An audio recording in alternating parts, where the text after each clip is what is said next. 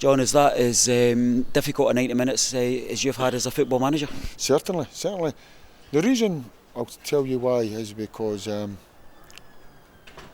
where we are and what we need to do today in terms of stand strong, trust each other, be together and show a real willingness and a desire to go and get something out of the game, win the game. That was at stakes, and I think we were weak mentally. I felt we were it brought a negativity to us. I felt we were apprehensive, but most important, we were outworked. We had a desire and a willingness to go and do all the dirty stuff. It takes you where you want to go.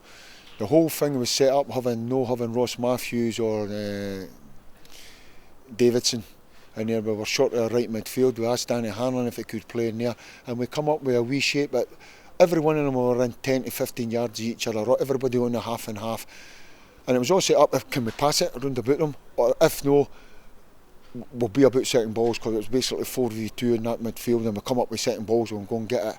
And yet you're left scratching your head because we're not passing it, and we're not getting setting balls, just to turn them. And the first goalie kicks it, falls down. Second ball, they get it, goes up. John should have done a little bit better, Mavoto, and the next few minutes in the back of your net. Second one, the wall jumped, instead of taking one flush on the chin, we turned our back on it, took a deflection in the back of the net. One of them was a wonderful strike right in the top corner on the postage stamp, but the one that really got me was, it might have been the fourth or the fifth one, we got a free kick. Declan McManus runs up and takes it, and he hits it and the goalkeeper saves it. They two, him and Jordan Thompson, then start arguing with each other. 3 passes later, the ball's in the back of the net and they're still arguing with each other. Come on. And I'll tell you the reason why. I don't know if it is, if I don't know if it's all about character.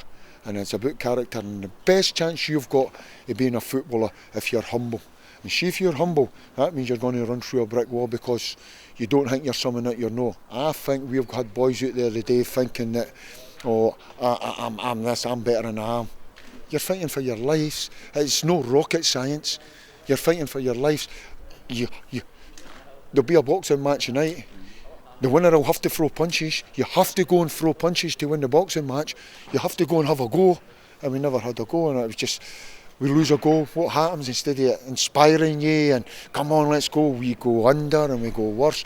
And every time we attacked and put free kicks on, it was just who's talking and saying organised, coming. So basically, you have to take them by the hand on the training pitch and say, when a cross comes in or a free kick comes in there and comes see, don't you go in, your job is to make sure it breaks up.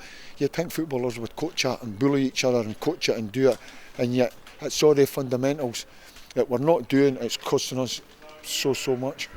We've got 400 plus Rovers fans on the road heading back for Paisley, and I think collectively they're saying, what on earth is going on here, because we're looking at the last game of the season, we're looking for favours, we're looking for everything that we can get. You tell me the last time we won away from home. Last time won away from home was October. I counted it out on the way through, 189 days ago. Right, so let's not be kidded on. Let's not be kidded on. Since I've come in here, I've never really raised my voice and all that, because you need to know what you're working with. Are we a great football team? I've said this. No, we're not. We're not a great football team. We've not got great passers that we can control the ball and dominate it. Right, what do we have to do? We have to come up with a wee shape that maybe go and try and help us. So it's deep rooted. It's deep rooted, and when it's like that, you're clutching, you're asking, you're cuddling them. You're, come on, you're brilliant, you're this. Maybe it's about time there's a few home truths need said, and it got says after the other day, because as you say, the Raith Rovers fans are the one that counts, and I'm not doing this to pull the wool over their eyes. They're the one that counts. Guys like you, the kit man, the lasses that work in offers that are Raith Rovers through and through, right? It counts. I think society today, for when I got brought up, working class, anything I got I had to earn, so it made me very humble. That's my building blocks, not just for football but for life, but it made me the person I am. I'm going to fight for everything I get, you know. That's what I think society today. I don't think that's here, honestly, and I don't think they care. When I mention all you Raith Rovers guys, what will happen? These players are in there saying, no matter what will happen, I'll probably get another club, you know what happens, and if I'll get another club and all that. I'm telling you, what happens, what they don't know, what usually happens in football, you get a phone call for the manager trying to sign them. I'll not put be putting my name to any of these guys what I seen out there today. Absolutely no chance. It all comes down to being not. You might not be the best player in the world, but it all comes down to honesty, a bit of integrity, nothing false, no false bravado. Stand up and go and be counted. That's what we need to bring to the table next week. We've got one last roll of the dice really next week to avoid automatic drop, to avoid the playoffs. So we need to see that pride and personal pride, if nothing else. And definitely. And do you want to know something? It comes from in there. It comes from there. You need to chase lows, crosses, bite, scratch, everything it takes, because that's what Ayr United's going to do, as long as we win the game. But if you're not prepared to do that, right, don't cheat your teammates. Don't put the strip on. If you're not prepared to run yourself into the ground, to go and fling yourself in it, put your head in where studs are flying, brave, bully, don't put the strip on, because you'll let your teammates down and the club down. And I think that's what happened today. I felt and you're fighting for the lives. We won here today, and it's business, and yet we were second best. Take nothing away from St Mirren. I felt the first 20 minutes, if we got on it and passed it a wee bit, I think it was set up, but nah, we're not wanting to pass it. Brave players. I've just mentioned all the stuff that we'll need to bring, but brave players, the bravest of the bravest, take the ball and pass it, get it back and pass it.